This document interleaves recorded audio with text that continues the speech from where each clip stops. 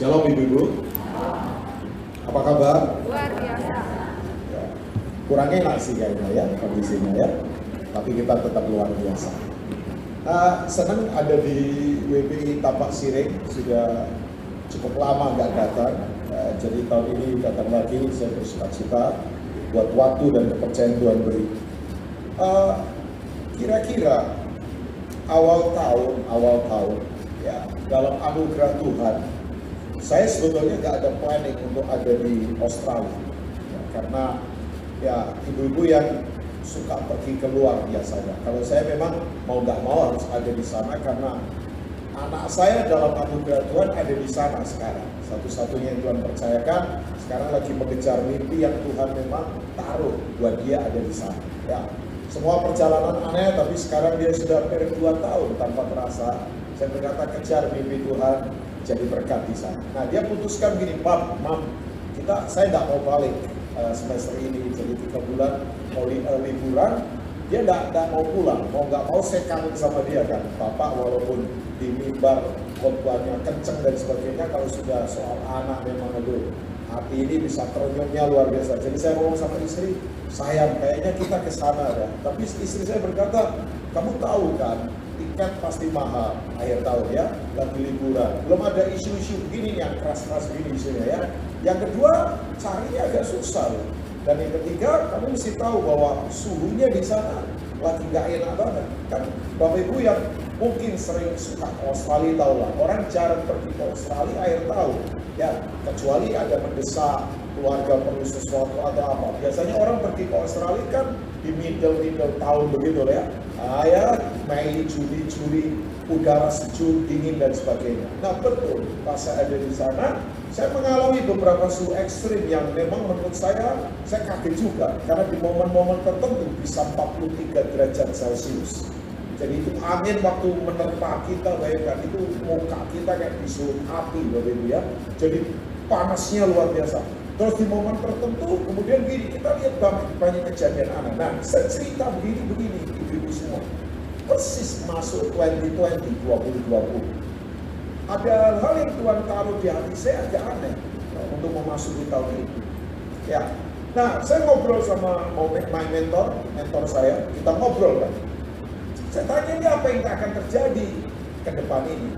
Nah Bapak Ibu, kesimpulan kita, ini yang kita dapatkan betul-betul dari hati kita yang terdalam, bahwa ini tahun gejolak yang memang tidak akan makin menurun ibu-ibu semua. Jadi jangan berharap gini, ke depan makin baik, makin menurun. Enggak. Ini baru permulaan saja, di mana semua sudah mencekam sekarang. Tapi ini yang terjadi kan gini, sekarang ini roh kematian lagi mencekam di mana-mana. Adik saya adalah orang misi. Ya, adik saya barusan dia ketemu dengan jaringan misi di dunia lewat web, lewat conference, lewat internet. Ya, sekarang ini pertemuan besar sudah mulai dibatasi. Makanya saya juga nggak tahu dengan apa yang akan terjadi dengan kongresional kita, misalnya pertemuan gereja kita. Ya, makanya ibu-ibu semua saya berkata masih ada waktu begini, ini anugerah. Yang setuju katakan amin. Kan kita nggak tahu, Jepang beberapa event internasional sudah dibatalkan. Saya punya anak rohani pelari maraton, sudah ada di Tokyo. Tapi kemudian ternyata pihak panitia membatalkan Tokyo Marathon. Itu event internasional dan di dunia terkenal itu. Event itu terkenal, gak cuma ada perlombaan, tapi di situ ada konser musik, di situ kemudian ada pasar, jadi melibatkan para pedagang lah semuanya, ya hotel kemudian berisi, kemudian ya pesawat kemudian ya bisa dapatkan keuntungan banyak, karena itu sudah talking about big business itu sudah bisnis besar dan semua sekarang terpending. Bahkan kemudian Abe Perdana Menteri Jepang berkata, sekarang batasi semua pertemuan besar ya dengan isu virus corona yang ada ini. Nah, saya nggak reaktif ibu semua. Saya bukan tipikal orang yang mainnya peta kerajaan, bukan di luar kerajaan Allah. Kan di dunia ini ada 3 peta ibu ya. Peta pertama peta geografi manusia. Indonesia petanya berubah. Dulu timur termasuk, sekarang begitu timur lepas, peta Indonesia berubah. Uni Soviet petanya berubah. Sedang terjadi apa yang disebut dengan balkanisasi. Saya nggak tahu ibu tahu atau tidak. Negara-negara jadi pecah-pecah di negara kecil. Peta dunia berubah. Nah, tapi ada peta kedua yang disebut dengan peta ke-8. Jadi petanya setan ini. Nah, sayangnya kadang-kala kalau nggak hati-hati, kita itu mainannya masih di drive oleh petanya setan. Ada apa-apa kita reaktif, ada apa-apa kita ngadain apa-apa begitu. Ya, oke. Tapi kan jangan mainan di situ. Mesti kita mainannya peta kerajaan Allah. Sebab yang saya tahu dalam peta kerajaan Allah, langit dan bumi adalah milik Tuhan. Tuhan berdaulat atas segala sesuatu. Nah, sayangnya kita kalau tidak main di petanya kerajaan Allah, nanti kita reaktif, emosional, ketakutan dan sebagainya. Lupa semuanya. Makanya tadi saya masuk ke depan, ya saya salamin saja. Pengurus-pengurus mungkin agak kaget-kaget kali ya. Ya, saya salamin, kaget-kaget. Tapi nggak tahu Bu Evelyn atau Bu Lingling sama Cilena kaget atau tidak ya. Saya salamin aja, mungkin kaget sedikit mereka ya. Kok kayaknya saya ini apa begitu ya, padahal saya baik-baik loh. Nah, maksud saya begini, oke lah. Tapi kan begini, kita sekarang ini kalau nggak salah semua tiba-tiba berubah loh. Yang suka ke Singapura sekarang, mau pergi ke Singapura sekarang. Kenapa? Kalau orang pilih pergi ke Boyolali sekarang. Ini cocok. Semua berubah dalam hitungan waktu yang nggak kita prediksi. Ya, nah, saya mau cerita begini dulu. Nanti saya akan sharingkan apa yang harus kita bangun sebetulnya. Ya, saya nggak asal tahu. Saya masih bingung juga. Makanya kalau orang tanya, Pak Rubin ke depan ini gimana? Ya, yang saya tahu tadi Bu Lingling juga tanya saya. Ke depan tidak akan makin baik. Ya, ini belum seberapa, tidak akan ada terjadi lebih besar lagi, bayangkan. Corona tahun 90-an dicari orang dibeli, sekarang dihindar. Nah, itu Toyota Corona gitu ya. Tahun 90-an bayangkan orang beli Corona. Sekarang memang kadang-kala habis manis cepat dibuang sih ya. Saya nggak tahu ke depan apakah Crown yang akan ditakuti. Kalau sudah Crown berarti udah premium. Nanti di atasnya Crown Lexus. Corona, Crown, Lexus. Lalu kalau sudah Lexus ya Tuhan datang kayaknya. Ya, saya nggak tahu ya. Nggak, ini cuma bercanda saja. Tapi tahu pas saya ada di Australia, di Indonesia, untuk pertama kali dalam sejarah negara Australia, first time untuk negara Australia yang begitu hebat itu, mereka tidak bisa tangani bushfire, kebakaran hutan. All state, semua negara bagian, tidak ada yang rugi. Triliunan rupiah digelontorkan, triliun, ratusan triliun secara kurs rupiah digelontorkan, tidak selesai. Dan ibu-ibu tahu nggak korban yang mati banyak? Ya, tahu ibu-ibu, Scott Morrison, Prime Ministernya Australia, itu anak Tuhan, orang Pantekosta, aliran Pantekosta. Sampai kemudian gini, lagi liburan di Hawaii, dengan itu Pastor Brian Houston dari Hillsong. Ya, mereka bersahabat banget kayak gini. Ibu-ibu harus balik, tiba-tiba harus balik. Baru nyampe Hawaii 2 hari, mesti pulang lagi. Itu pun begitu balik orang Australia, maki dia, lempar pakai apa saja mereka. Dia tak kenal karena ada penjagaan VIP kan. Coba ngomong apa saja. Dan saya lihat interview di televisi, paniknya negara itu. Itu di momen tertentu ibu-ibu, langit itu tiba-tiba merah kayak berdarah. Terus tiba-tiba bayangkan, itu bekas apinya, bekas kebakaran, nggak tahu dari mana. Disapu angin pada momen tertentu saya di Melbourne. Itu turun hujan tiba-tiba. Orang kayak disemprot lumpur gitu.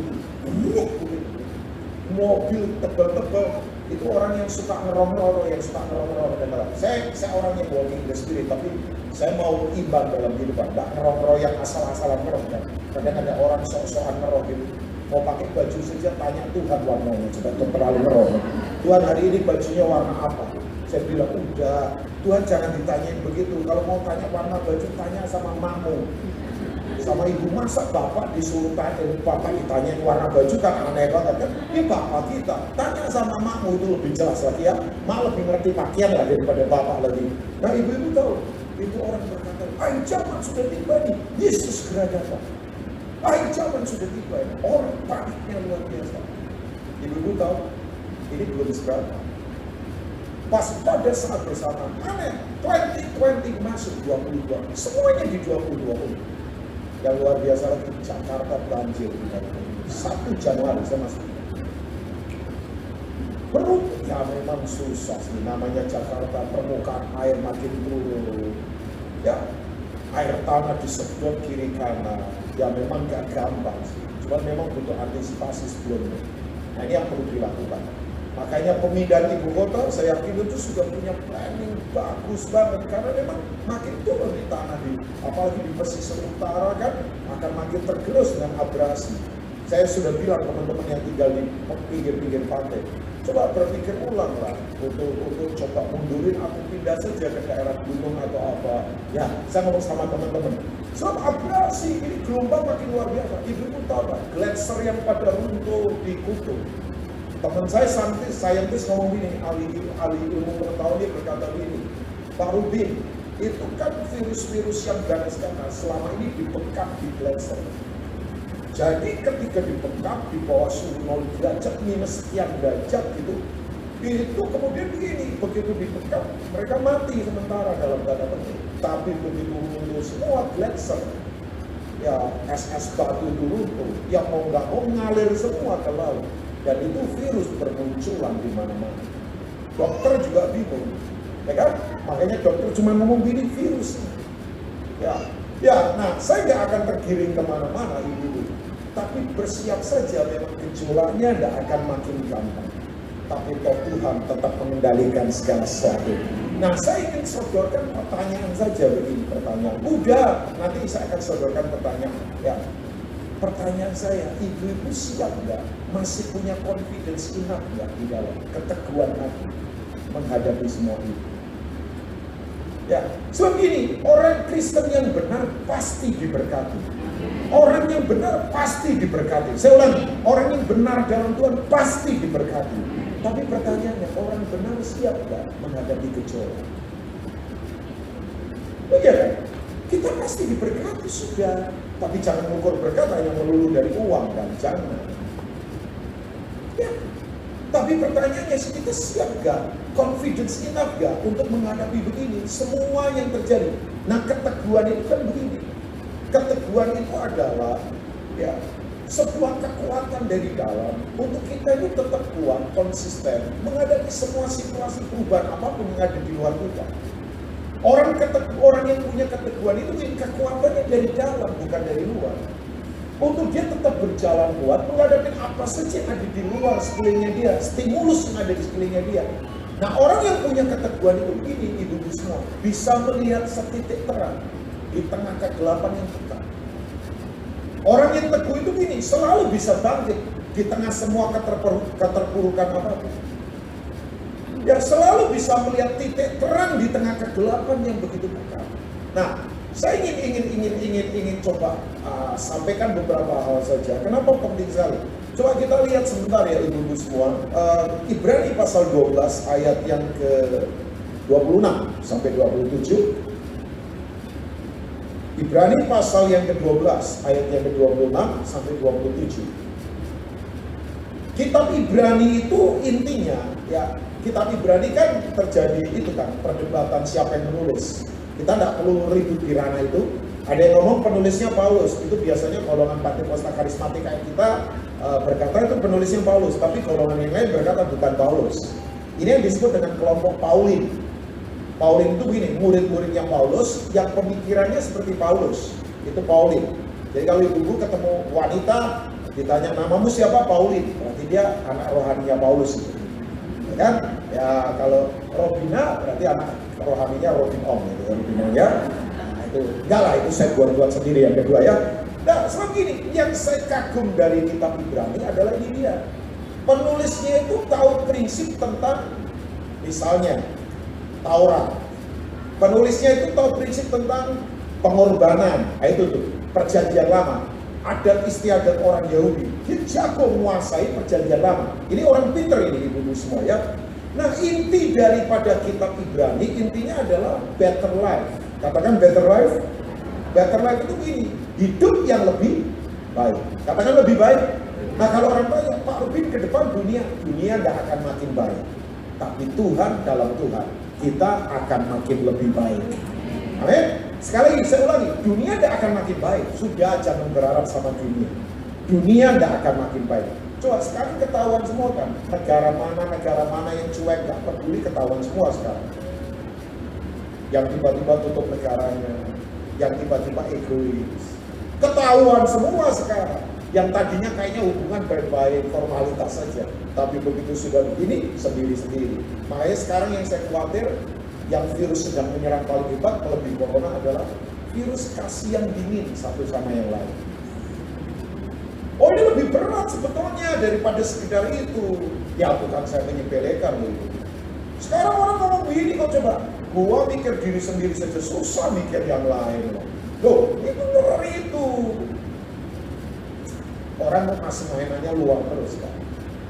Loh, oh iya, saya bukan menyederhanakan isu virus corona, enteng, nggak berat, tapi jangan sampai ada virus yang lebih bahaya dari itu, yaitu virus kasihan dingin. Masa kekristenan kasihnya dingin? Enggak lah. Ini dong, masa kita Yesus saja ngajarin mati buat yang lain? Saya lanjutkan khotbah enggak ini? Ibu sedih sekali dengar ini kan? Enggak dong, ada virus yang lebih berbahaya di dalam yang harus kita waspadai. Jangan cuma waspadai di luar saja. Betul sekali waspadai di luar, punya pola hidup sehat, katanya cuci tangan sebelum makan, cuci kaki sebelum bobo. Nah, itu pelajaran mama saya dari dulu gitu ya. Jadi Rubin, kalau kamu mau makan, cuci tangan sebelum makan, cuci kaki sebelum kamu tidur. Ah, itu kan sudah lama sekali. Boleh lah, boleh begitu. Tapi pertanyaannya, yang di dalam dicuci nggak? Ya kan? Sebab ini kasih dingin, orang makin tawar hati. Bayangkan, masa kekristenan begitu? Kita beda dari dunia kan? Amin? Nah oke, nah ini yang penulis Ibrani katakan. Penulis Ibrani berkata, ini yang penulis Ibrani katakan. Waktu itu suaranya menggoncangkan bumi, tetapi sekarang ia memberikan apa Bapak Ibu? Janji. Katakan janji. Jadi kalau janji, pertanyaan saya, Tuhan tepati enggak? Oh ya tepati. Tapi berita baik buat kita, kalau Tuhan tepati janji, pasti Tuhan beri kita kemampuan untuk menghadapi janji itu. Amin. Satu kali lagi aku akan menggoncangkan bukan hanya bumi saja, melainkan apa? Langit juga. Bayangkan, pas 2020, ibu-ibu nggak tahu amati atau tidak, gereja juga digoncang. Beberapa mimbar digoncang, bayangkan. Ya kan? Digoncang semuanya. Tetap fokus banget. Digoncang semuanya, bayangkan. Semua sedang digoncangkan ibu-ibu semua. Coba. Nah yang orang tanya gini sama saya, Pak Rubin kok begini ya? Ada pendeta kelihatannya baik-baik, tiba-tiba jatuh. Saya bilang, udah, jangan saling menghakimi, jangan saling menyalahkan. Kan gini, gak fairnya gini. Kamu nggak pernah doakan dia, begitu ada apa-apa, kamu salahkan dia. Nah, ibu-ibu sudah, jangan saling nyalain, jangan saling menghakimi, jangan rasa paling benar, jangan. Yuk, saling mendoakan, saling menguatkan. Amin. Nah, ayat yang ke-27, boleh baca sama-sama. Ini ayat buat kita nih. Ya, kita baca sama-sama. Yuk, ayat 27. Ungkapan satu kali lagi menunjuk kepada perubahan pada apa yang dapat digoncangkan. Karena ia dijadikan supaya tinggal tetap apa yang tidak tergoncang. Ayat 28, satu ayat yuk baca sama-sama dulu. Juga ibu-ibu 23. Jadi karena kita menerima kerajaan yang tidak tergoncangkan, marilah kita mengucap syukur dan beribadah kepada Allah menurut cara yang berkenan kepadanya dengan hormat dan apa? Yang setuju katakan amin. Oke, dari ayat-ayat ini ibu-ibu, saya ingin sodorkan beberapa hal. Saya ingin sodorkan beberapa hal supaya kita tetap punya keteguhan hati yang kuat. Yang mau teguh hati katakan amin. Amin. Yang pertama begini, kenapa kita masih memiliki keteguhan hati yang kuat? Wah, mengapa kita masih memiliki keteguhan hati yang kuat? Sebab yang pertama adalah ini dia. Coba kita lihat Ibrani pasal 4, mundur ke belakang ya, ayat yang ke-16. Kita lihat Ibrani pasal 4 ayat yang ke-16. Thank you ya, thank you. Nah ini kuncinya kenapa kita masih punya confidence enough, keteguhan hati yang kuat dalam kehidupan. Sebab ini dia ayat yang ke-16. Yuk boleh nggak kita baca sama-sama ya ibu-ibu ayat-ayat ini. Yuk kita baca sama-sama 2, 3. Sebab itu marilah kita dengan penuh keberanian menghampiri tata kasih karunia, supaya kita menerima rahmat dan menemukan kasih karunia untuk mendapat pertolongan kita pada waktunya. Nah, kata keberanian, katakan keberanian, itu sebetulnya keteguhan itu. Saya ini dalam anugerah Tuhan Bapak Ibu, jadi Kristen sudah cukup lama, dari kecil Kristen ya walaupun proses lah. Saya tuh waktu membaca Alkitab, terus hari ini belajar, terus membaca Alkitab, merenungkan. Kata kasih karunia itu jarang sekali terhubung dengan kata tahta. Katakan tahta ibu-ibu. Biasanya kata kasih karunia, ya ayat tadi coba ditampilkan ya, ayat yang 11 tadi, thank you yang ada di multimedia. Biasanya kata kasih karunia itu terhubung dengan kata apa biasanya? Injil kasih karunia, firman kasih karunia. Jarang kata kasih karunia itu terhubung dengan kata tahta. Nah, kalau sudah bilang tahta, itu berarti ada 3 hal yang terjadi di situ. Di tahta itu ada raja, katakan raja ibu-ibu. Yang kedua apa? Otoritas, kekuasaan kan. Yang ketiga apa? Kemuliaan kan. Coba ibu-ibu kalau lihat misalnya kerajaan Inggris, mulia, Ratu Elizabeth misalnya pawai, ada kemuliaan di sana. Karena kerajaan bicara tentang raja, tahta itu bicara raja, yang kedua otoritas, yang ketiga apa? Kemuliaan. Nah, ibu-ibu begini, makanya saya itu nggak setuju kalau orang ngomong begini. Nah, kadang-kadang kan saya nggak tahu, ada pemimpin pujian, ada pengkhotbah mungkin ngomongnya begini nih, ngomongnya begini. Kita yuk menyembah Tuhan supaya diberkati. Ya kan? Kita menyembah Tuhan supaya apa? Diberkati. Ya kan? Nah, saya berkata begini, kalau sudah ngomong penyembahan, itu sebetulnya nggak ada hubungan sama berkat. Berkat itu sudah tersedia di salib Tuhan. Di salib Tuhan, berkat sudah tersedia. Katakan amin Bapak Ibu. Bahwa di salib Tuhan itu ada berkat. Galatia 3 ayat yang ke-13. Coba kita lihat. Galatia 3 ayat yang ke-13. Coba kita lihat ya. Galatia 3 ayat yang ke-13. Galatia 3 ayat 13 boleh? Ya, kita lihat. Nah ini ibu-ibu, saya nggak usah bacakan. Sampai mungkin ayat 14 saja ya. Yesus ada di salib supaya begini. Dia membuat ini supaya di dalam dia berkat siapa? Abraham sampai kepada bangsa-bangsa lain. Jadi begini, di salib Tuhan ada berkat. Yang setuju katakan amin. Tapi kalau sudah ngomong penyembahan, itu bicara apa ibu? Bicara perubahan karakter.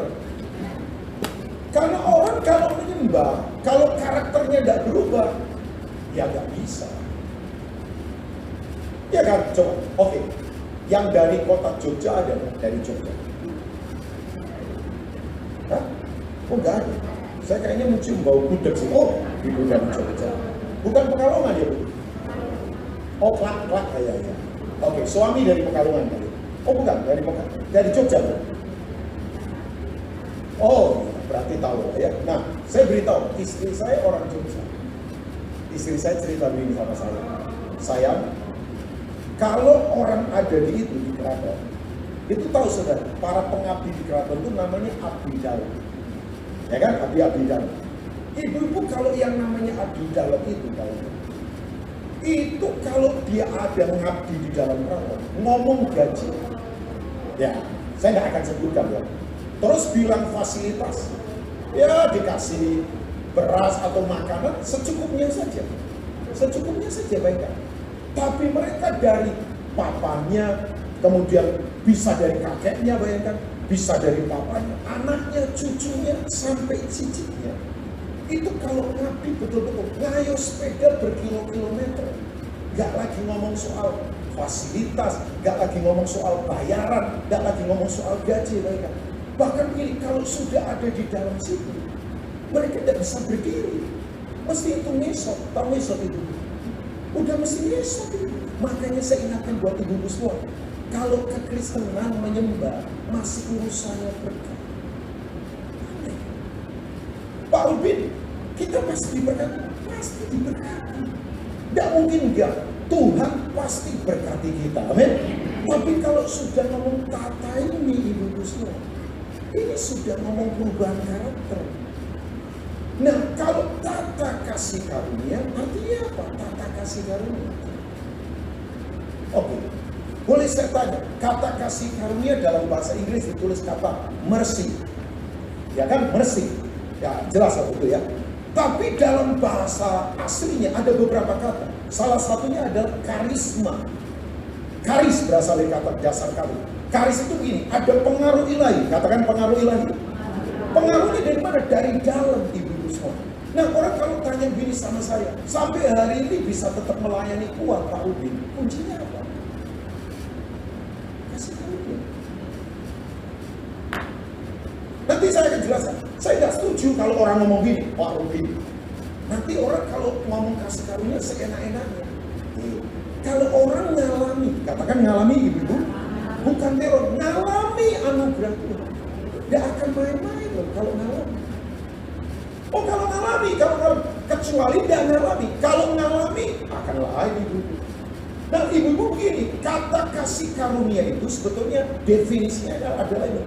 Ada penempatan kekuatan dari Tuhan yang dia taruh di dalam kita supaya kita itu kuat menghadapi apa saja.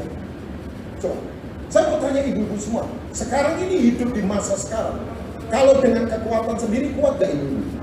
Tidak akan kuat. Kenapa kita bisa kuat? Kenapa kita bisa kuat? Anugerah. Oh iya. Coba, kalau kita bisa kuat sampai hari ini, karena kasih karunia, karena anugerah. Nggak ada yang lain ibu. Nggak ada yang lain, coba. Ya, oke. Saya satu kali duduk di pertemuan misi. Ini pertemuan misi itu. Makanya kalau sekarang ini ada gejolak luar biasa, saya akan ceritakan ini. Ini orang sekarang tinggal di Amerika. Ya, jadi waktu di pertemuan misi, umurnya sudah tua.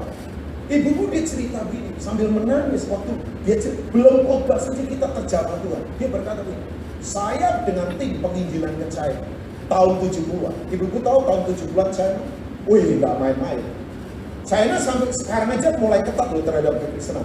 Makanya saya sering kali begini, berkata bersyukur. Kristen itu kalau aman-nyaman, mati semua. Memang Kristen perlu ditekan supaya tetap kuat. Makanya ibu-ibu ini sekarang kayaknya wajahnya perlu sedikit ditekan ya, supaya kuat ya. Nah karena begini proses. Kadang-kadang kalau orang tanya begini, oke saya tanya ibu-ibu. Adakah dari ibu-ibu yang ada di sini sekarang merasa bahwa kita pemberani, tolong angkat tangan.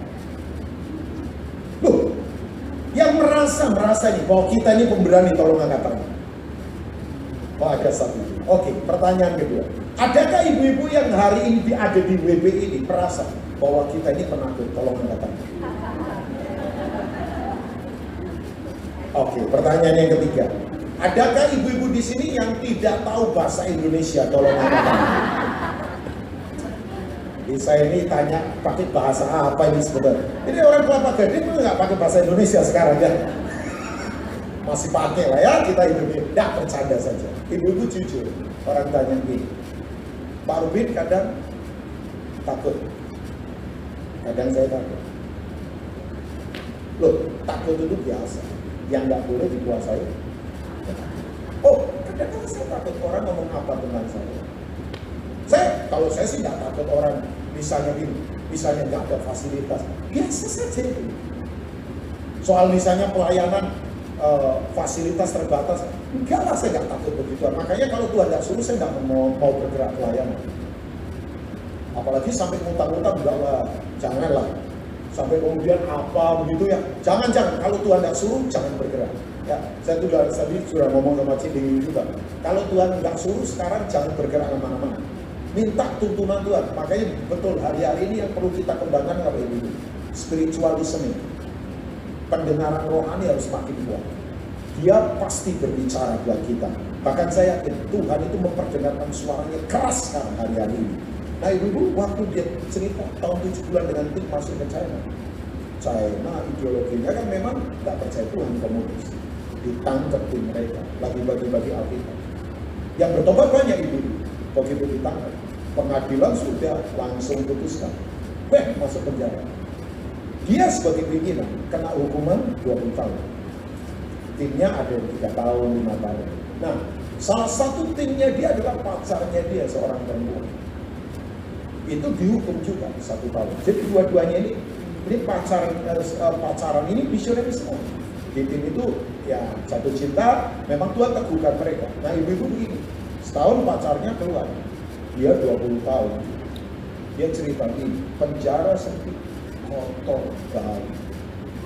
Orang buang apa saja sembarangan. Kalau lagi musim dingin, selimut terbatas. Bayangkan, China kalau lagi dingin, ibu-ibu bisa tahu yang sekarang sana. Ibu-ibu tahu begini, tiap hari kerja paksa dengan tahanan-tahanan yang notabene kebanyakan penjahat dan pemberontak negara yang bisa pukul kiri kanan. Ibu-ibu dalam kondisi ini, tahu nggak, tentara selalu tawarin diri sama dia. Kamu mau keluar nggak dari tempat ini? Mau lepas nggak dari tempat ini? Lakukan satu hal saja. Besok kita upacara. Besok kita upacara. Terus begini. Kamu ngaku saja bahwa kamu menyangkal Tuhan. Isi kan? Kelihatannya kan gampang banget. Kamu sangkal Tuhan. Sudah, kita lepaskan. Dia ngomong begini sambil menangis. Jujur tiap malam. Saya tuh berniat setiap kali besok pagi datang, saya akan sangkal Tuhan. Oh, saya mendengar ini manusiawi banget. Saya nggak ngomong sama teman saya, nggak rohani. Walaupun saya diam saja, saya berkata nggak gampang. 20 tahun. Baikkan, minggu depan minggu ini dalam anugerah Tuhan, nanti saya akan pelayan sama John Kay di sebuah acara. John Kay sudah keluar dari penjara. Bayangkan seorang John Kay saja waktu isolasi pertama 3 bulan di penjara mau bunuh diri. Wih, itu udah gampang. Ini 20 tahun dengan penjara yang mengerikan kan di sana, termasuk dianggap seperti tahanan politik. Ya, ngeri kan ibu-ibu semua. Mungkin kalau penjara orang korupsi apa-apa, ya walaupun berat kan, tapi dibandingkan penjara tahanan politik, biasanya dibuang ke pulau mana, kiri kanannya buaya kan, ya seperti kayak siapa sih, beberapa tahanan politik dulu kan, dibuang kemana gitu. Nah, ibu-ibu begini, ini yang dia katakan, tapi tahu nggak, setiap kali saya bangun pagi, oh doanya nggak pernah berhenti. Setiap kali saya bangun pagi, dia berkata begini, selalu ada kekuatan dari dalam yang membuat saya tidak punya kekuatan untuk menyangkal Yesus. Malah saya punya kekuatan untuk selalu mengakui bahwa dia Tuhan. Padahal lo sendirian, gak ada konser, gak ada ibadah, gak bawa Alkitab, gak boleh bawa Alkitab, bisa disobek-sobekkan. Tapi yang dia katakan tiap hari, tiap pagi, dia berkata selalu ada kasih yang baru tiap pagi. Itu kan seperti ayat yang berkata kasih Tuhan selalu apa? Baru setiap hari. Rahmatnya tak pernah berkesudahan. Waktu dia bilang begitu, saya kemudian menangkap, apa itu? Kekuatan anugerah. Dijalani 20 tahun. Saya kalau dengar kesaksian begini-begini, ibu saya senang. Sorry ya, kalau cuma kesaksian, punya fasilitas baru, rumah lebih gede, pabrik lebih gede, boleh lah. Itu biasa, maaf, orang dunia punya yang begituan. Sorry ya, yang begituan, ya kalau saya boleh berkata, gak usah beragama Kristen bisa dapat juga. Tapi kan kita punya different value kan, kita punya nilai yang berbeda dalam hidup kita. Bayangkan, makanya saya di jemaat suka ngomong ini, udah kamu jangan kesaksian loh.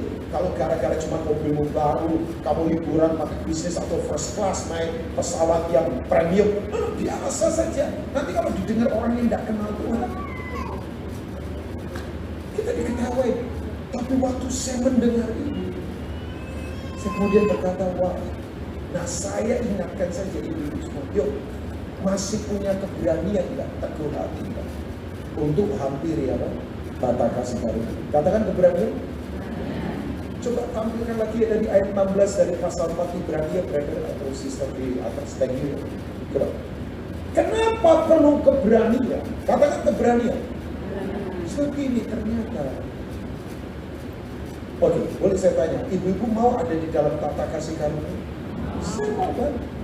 Saya jujur, saya kadang bingung. Saya jujur, saya kadang kala pukul dada saya nggak ngerti. Oh iya, sementara saya sharing ini ada yang lagi berat mungkin, ada yang lagi ketakutan. Gejolak bisnis sekarang lagi terjadi di mana-mana. Ya, tadi saya telepon teman saya, dia ngomong gini, Pak Rubin nggak tahu di Lebaran bisa jualan apa ini. Terus saya tanya, dia jual aja yang ada, tapi jangan jual diri. Saya berkata ya, kita bercanda kan sudah.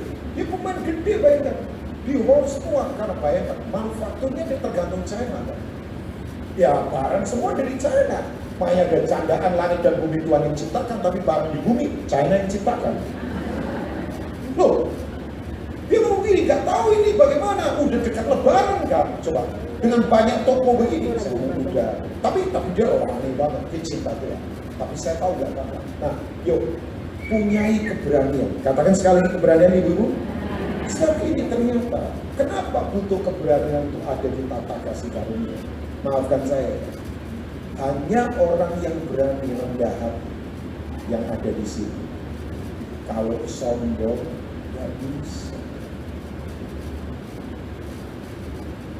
Gitu. Orang sombong selalu pakai kekuatannya sendiri. Orang sombong selalu berkata, kamu nggak tahu siapa saya. Orang sombong selalu berkata, saya punya koneksi hebat. Orang sombong selalu berkata, saya punya gelar hebat. Orang seperti ini susah ada di tata kasih karunia. Karena kita harus rendah hati. Kalau dia nggak bisa, tahu orang rendah hati selalu berani recheck ke dalam, bukan recheck ke luar. Yang dia lihat selalu ke dalam. Saya makanya lihat orang, saya nggak merasa bahwa saya lebih rohani dari Bapak Ibu. Belum tentu. Saya tahu ada yang duduk-duduk diam-diam, cinta Tuhan melebihi pendeta. Saya tahu ada yang duduk diam-diam, lebih banyak berkorban daripada yang pintar ngomong. Oh iya dong. Karena begini, tapi saya juga tidak setuju kalau orang berkata, orang rendah hati pasti mau profil ya Pak Rubin. Belum tentu juga. Ada anak muda berkata, Pak Rubin orang itu rendah hati loh. Saya tanya kenapa? Iya, dia jatuh ke lubang, jatuh-jatuhkan lagi dirinya. Saya itu bukan rendah hati, itu bodoh terencana namanya ya. Dan rendah hati tidak ada urusan dengan itu kan. Coba kadang-kala, makanya saya nggak setuju juga ada orang yang begini. Udahlah orang kaya pasti sombong. Belum tentu juga. Ya kan? Saya ketemu orang-orang kaya, gak sombong juga. Tapi sering banget ketemu, udah gak punya, sombong. Banyak juga yang begitu kan? Coba ya. Nah, tapi begini, coba ibu-ibu kalau mau tahu orang sombong, biasanya di warung kopi. Ada orang gak punya apa-apa, ngomongnya besar. Kayaknya presiden dia kenal, panglima dia kenal, bupati dia kenal, gubernur dia kenal, direktur apa dia kenal, pendeta dia kenal. Wih, kalau pagi-pagi ngoceh ngomongnya tau nggak, miliaran rupiah di mulutnya dia. Miliaran gitu, agak siangan sedikit turun ratusan juta. Begitu mau balik ngomong sama temennya, bagi uang ojek dong lu. Ternyata uang ojek saja nggak punya, tapi ngomong. Saya berkata, tidak. Nah, pertanyaan saya, masih rendah hati?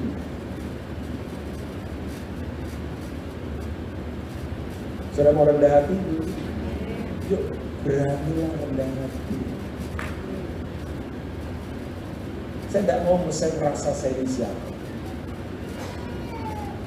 Saya selalu ngomong sama anak-anak yang saya bina, udah jangan panggil pastor Rubin, terlalu berat beban. Panggil saja Kak Rubin. Saya mau duduk di warung kopi sama kalian. Tapi tidak ngomong yang kelihatan dulu ya. Saya mau itu sih. Saya mau duduk saja sama kalian. Ya, nggak berarti mau duduk di lantai itu tanda rendah hati. Karena ada orang tetap saja merendahkan diri tapi di atas gunung. Itu namanya jongkok di atas gunung ya. Tetap saja ya, jongkok cuma di atas gunung kan. Jadi tetap saja sombong. Tapi gini, saya mau sama siapa saja. Saya tidak mau merasa bahwa misalnya Bu Evelyn kalah rohani dari saya hanya gara-gara saya pendeta. Saya tidak mau merasa bahwa yang ada di Sonnet, ada di multimedia itu kalah berarti dengan saya. Saya lebih berarti karena saya tampil di rumah. Ya, ibu mau merendah hati? Ibu mau merendah hati? Ternyata orang rendah hati kuncinya sama. Berpikir, berkata, bertindak seperti Yesus. Kalau enggak bisa. Gak usah takut dulu. Ada penempatan kuasa Tuhan yang tak terbatas, yang memampukan kita menghadapi situasi apa saja. Bayangkan, saya tadi belum selesai cerita. Adik saya lagi konferensi jaringan misi, 10.000 orang para misionaris, semuanya ada di internet. Yang koordinir namanya David Daniel, itu misionaris dari Mesir, cinta Tuhan. Ibu tahu, tiba-tiba ada masuk dari Wuhan China. Saudara tahu kalau kondisi tahu sesungguhnya di Wuhan, gak main-main. Mereka ngomong ini, roh kematian itu begitu mencekam. Dan tahu ibu, tiap hari para komunal. Makanya tadi saya bilang sama Bu Lili, kuatkan goal kita. Kuatkan. Sekali lagi ya, kita belum tahu apakah kita bisa ketemuan besar seperti ini terus. Belum tahu. Ya belum tahu saja, bukan pesimis kan. Kita nggak ngerti apa yang akan terjadi di depan. Kita nggak tahu. Tiba-tiba ada peraturan apa? Soalnya sekarang kan semua program-program besar, meeting besar, exhibition besar, konser besar, acara besar banyak sudah mulai kurang-kurangin sekarang. Orang sekarang paranoid di mana-mana, ketakutan di mana-mana kan mencegah. Dan kemudian gini, bayangkan, dan Wuhan itu ngomong, oh kematian itu begitu mencegah sekarang. Tiap hari ini komsel-komsel yang ada di sana, adakan perjamuan kudus terus. Mereka sudah siap mati sih ya. Tapi yang hebat tahu ini, banyak orang di luar itu gabungkan diri ke mereka. Karena hanya orang Kristen yang bisa terima mereka. Bagi apa saja. Yang ada apa saja dibagi. Untuk bersama-sama saling mengasihi. Dan terjadi lawatan yang luar biasa. Saya dengar ini, saya berkata, wah, di balik semua apapun yang terjadi, ternyata tetap ada anugerah yang tak terbatas yang akan menunjukkan bahwa Tuhan itu bertata di atas segala sesuatu. Nah, pertanyaan saya sekali lagi, orang benar siap? Kenapa kita siap? Kita teguh hati karena kita memiliki tahta kasih karunia. Makanya begini, jangan menyembah hanya untuk diberkati. Mari menyembah karakter kita berubah.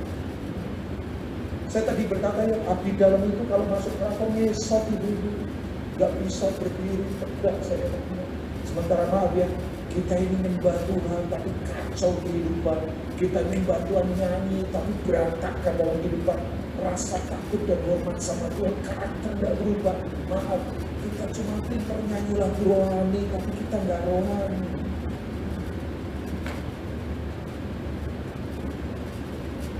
Karakter gak berubah. Tetap kita sombong. Orang tanya gini, Pak Rubin, semua kita sombong gak? Sombong juga. Saya lahir sombong karena genetik dosa. Yang membuat kita rendah hati cuma satu, hidup, berkata, berpikir seperti Yesus. Makanya Yesus berkata, marilah kepadaku semua yang letih lesu dan beban berat. Aku akan memberikan apa? Kelegaan kepadamu. Pikulah kuk yang aku pasang. Belajarlah daripadaku, karena aku ini lemah lembut dan apa? Hanya orang rendah hati yang akan mendapat banyak keanehan. Saya beritahu, rendah hatilah. Ada intervensi langit yang akan turun dalam hidup kita. Ada intervensi langit yang akan turun dalam hidup kita. Ada intervensi langit yang turun dalam hidup kita.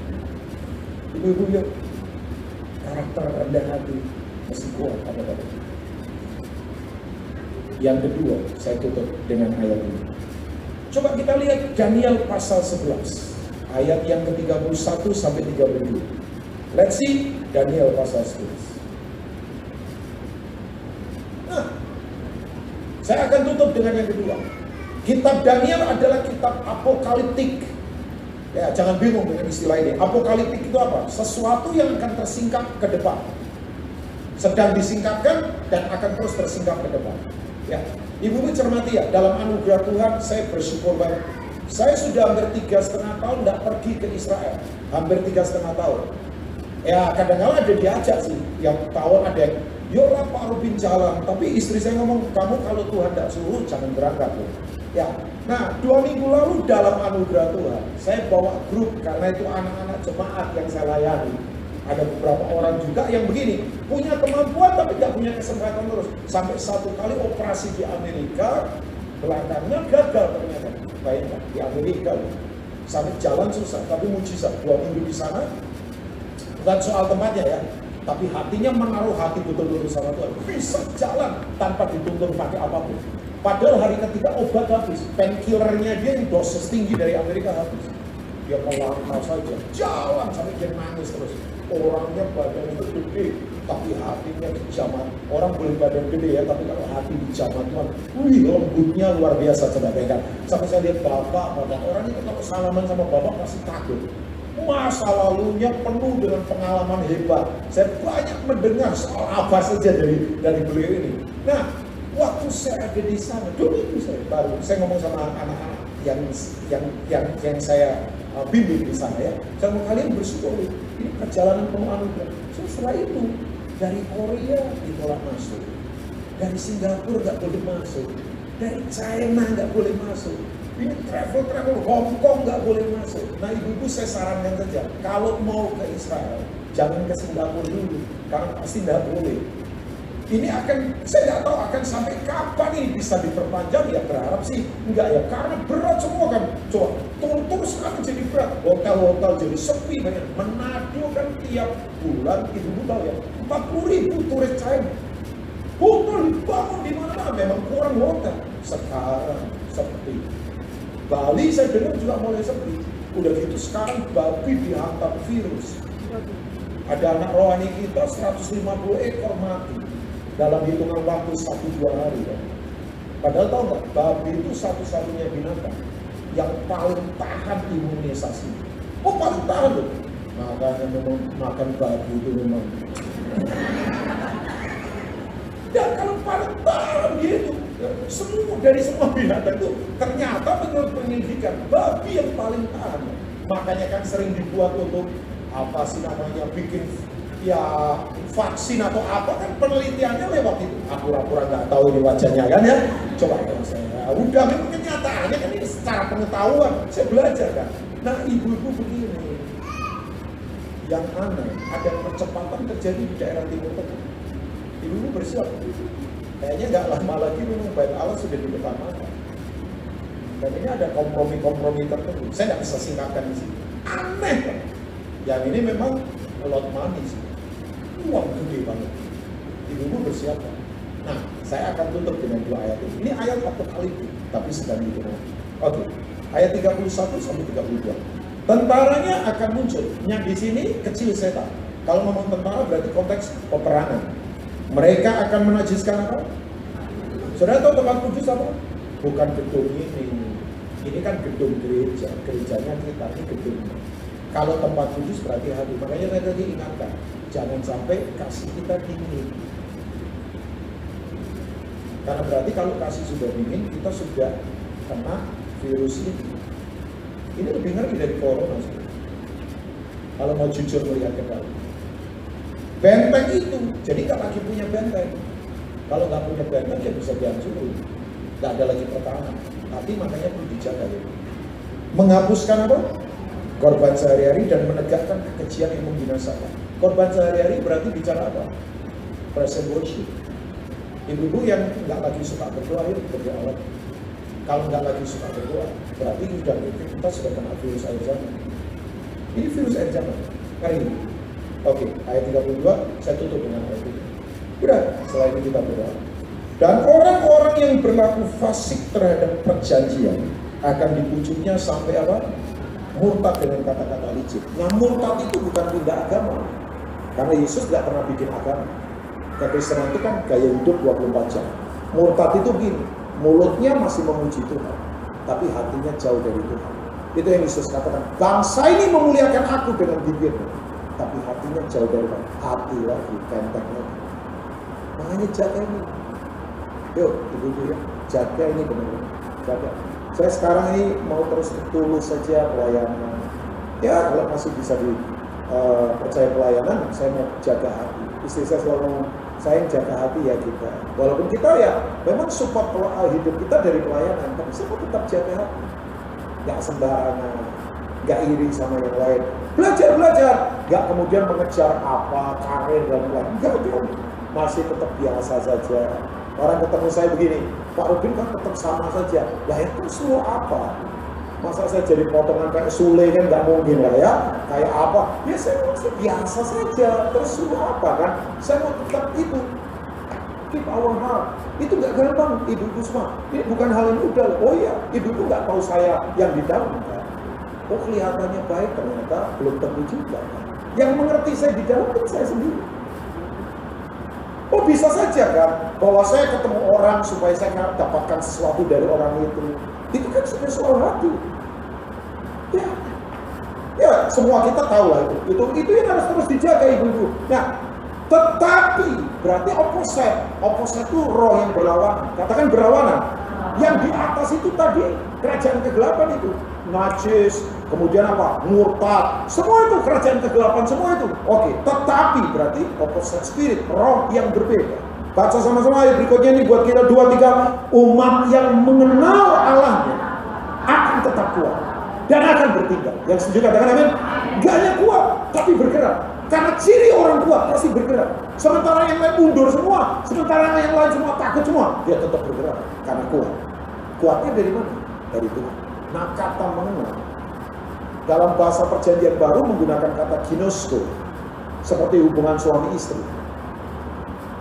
Suami istri tahu ya, nggak usah ngomong saja pakai tanda mata tahu. Kalau istrinya minta tas, atau istrinya minta cincin berlian. Nah, maksudnya suami istri itu kadang-kadang pakai kode-kode cuma pakai mata saja, karena sudah kenal lama. Nah, kata yang dipakai dalam bahasa Ibrani karena ini perjanjian lama, tahu nggak menggunakan kata ini? Yada. Yada ditulis di kata perjanjian lama 946 kali. Penting banget kata yada itu. Nah, yada itu artinya apa? Mengenal apa? Nah, ini saya tutup dengan ini. Ibu-ibu mau mengenal Tuhan? Ciri orang yang mengenal Tuhan adalah ini dia.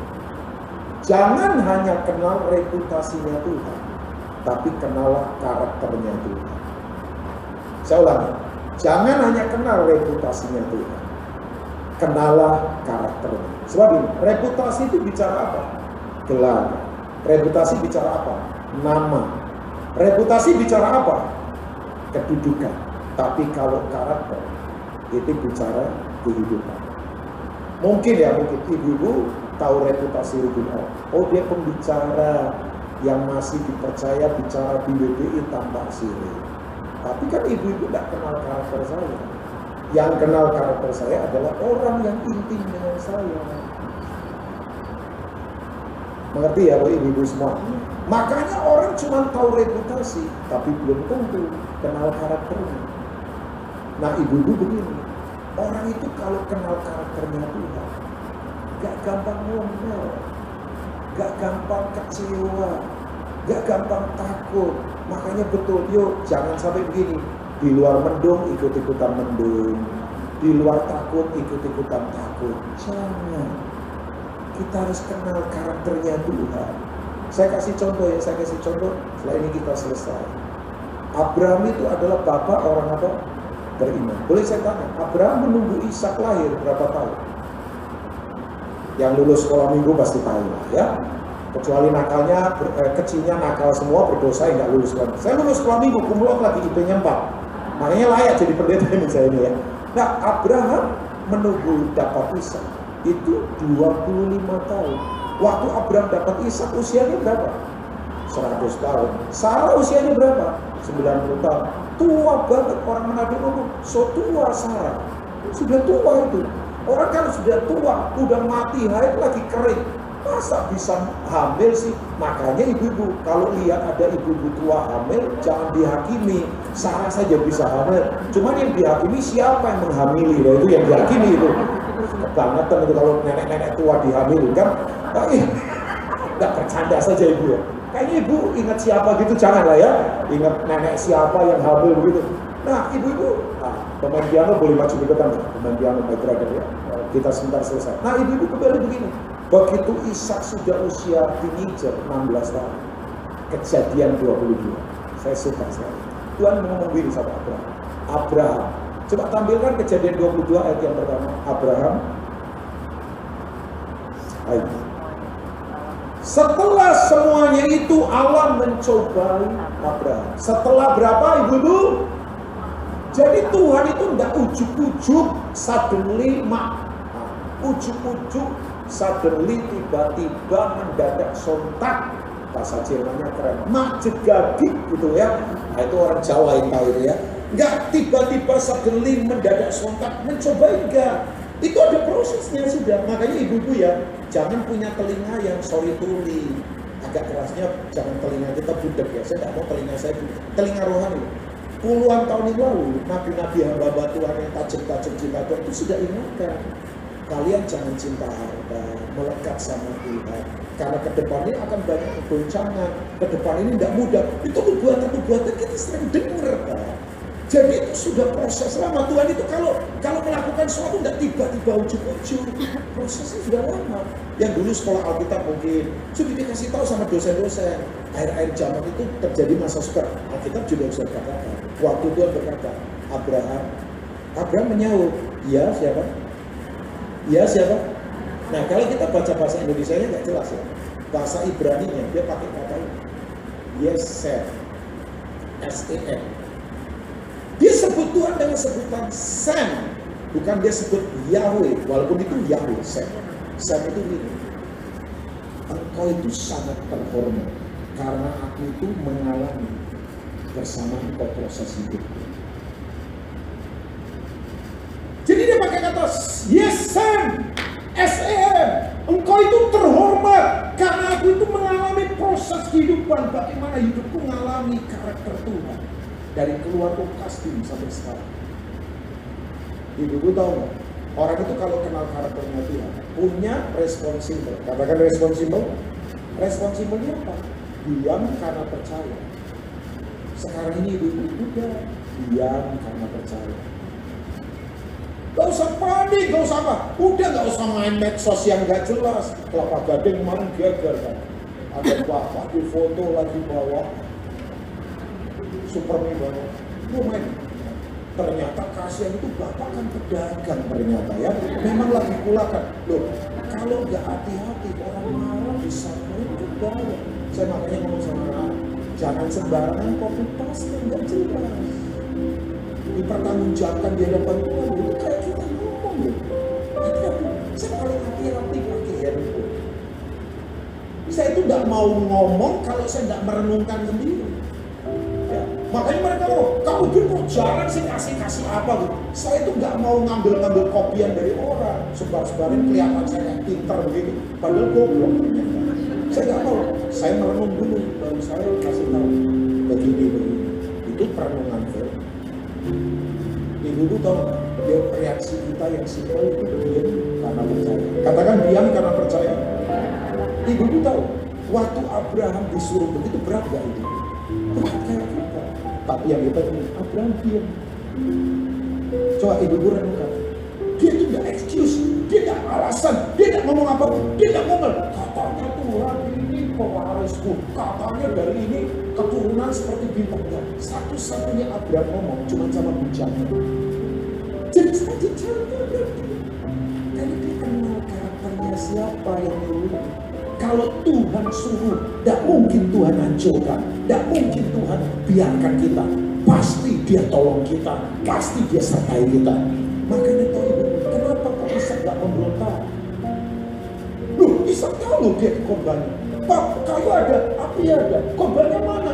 Pasti Abraham kasih tahu. Ishak itu usia 16 tahun, badannya lagi ketemu orang timur tengah biasa di padang gurun, badannya kuat-kuat. Papanya 100 tahun. Kalau Ishak itu kemudian begini, gak disiapkan, papanya ditendang saja dia lari kan, sudah. Abraham mau kejar apa? Kakek tua bapak itu. Tapi begini, nah ini dia ibu. Tahu nggak sepanjang jalan? Ini saya gambar, saya suka berimajinasi. Sepanjang jalan ke Moria, Abraham ngomong sama Ishak ini, udah, kamu itu nanti dikorbankan. Tapi tenang saja saya. Yang nyuruh papa ini semua, papa kenal. Papa kenal dia. Dia perlu kasih saya. Gak mungkin dia celakakan kita. Saat kamu tenang saja. Udah kamu diam saja di Mesbah. Makanya gereja harus kembali ke Mesbah. Sorry ya, panggung hasilkan artis. Kalau Mesbah hasilkan pahlawan iman. Maestro bilang sama kamu.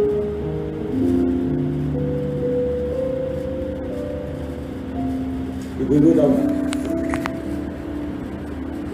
Abraham bilang, tahu ibu, orang kalau kenal Tuhan, selesaikan pelayanan sampai selesai, sampai ke puncak gunung.